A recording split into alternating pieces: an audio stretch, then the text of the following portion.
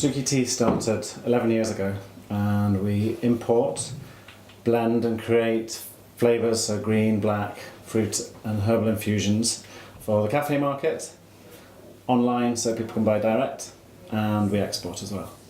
Once we'd established the business and we'd been selling tea at St George's Market and we had a really positive feedback from it, we thought, right, okay, well, you know, we either take this forward or it's a part-time thing.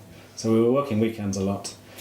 When we decided to make the leap and leave our regular day jobs and make this a full-time thing, we had to be confident in the product. So you do competitor analysis, and we went to the Tea and Coffee World Cup. It's a big trade show that happens every year, and you build relationships with suppliers, and you get your network together, and then the confidence builds even more and more, and then you need to decide, well, actually, what route are we taking with this? So there is export opportunities, and there are direct cafe sales that we could grow, or maybe we're going to go online and maybe we're going to sell direct in supermarkets. Actually, we ended up doing all of them, but it was about recognising the opportunities when they came along. Certainly in the early days, you know, our approach was all about drink and sell good tea and have fun.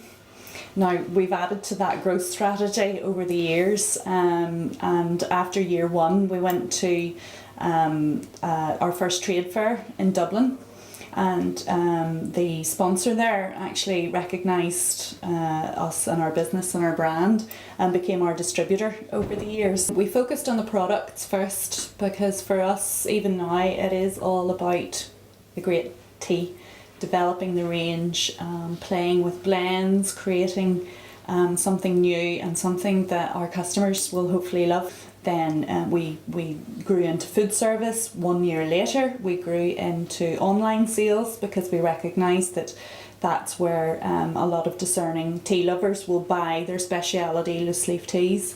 But certainly even now, you know, our focus is very much on the product and the great taste of the product. And 89% of our tea range would be Great Taste Award winners. So over the years, even with our blends that we create in-house, we enter lots of awards in order to gain that accolade and that stamp of approval for our product as well. We export to 10 countries now, and it was originally wasn't on the cards, so it wasn't something that we'd said, right, we're going to export to these countries, but the opportunity came along, and from Facebook, of all places. So somebody had travelled to London, tasted Suki tea in a cafe, and now they're selling to about 20 cafes. So that was an unusual inquiry. As we grew, we quickly realised each other's strengths and how we could separate out our roles, so that we weren't on top of each other, or, you know, wasting time doing the same things. And then also as we grew, we would have employed, we now have 16 staff, including myself and Oscar, in our warehouse and blending facility. So it was all about getting key members of staff that could do that job better than us, and letting go of responsibility as well, which was sometimes difficult to do. Yeah.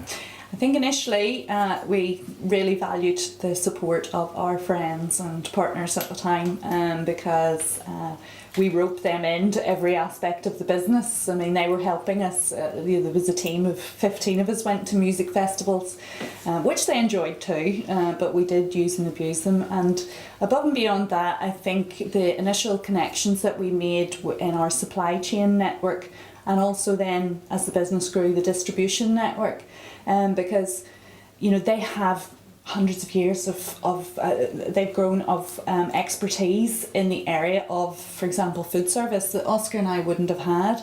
So we really, you know, relied heavily on their advice and direction, which assisted the business in our decision making. So as your company grows, it's really important to keep your eye on your set of brand guidelines that you have, and it's about consistency and trust, customer trust, and that'll bring loyalty.